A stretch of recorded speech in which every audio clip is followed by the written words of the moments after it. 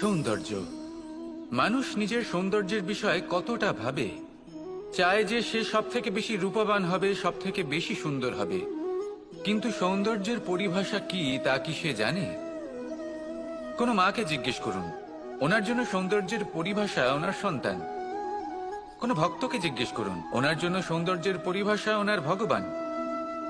শ্রীরামকে জিজ্ঞেস করুন, ওনার জন্য সৌন্দর্যের পরিভাষা হলো হনুমান।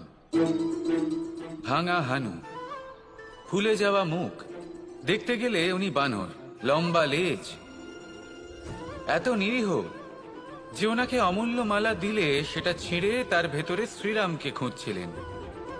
কিন্তু ওনার ভাবনা কত সুন্দর। উনি এটা বিশ্বাস করেন যে সংসারের যতই মূল্যবান জিনিস দিয়ে এই মালা তৈরি করা হোক না কেন, যদি এর মধ্যে শ্রীরাম না থাকেন তাহলে এর মধ্যে কোনো অর্থ নেই। সৌন্দর্য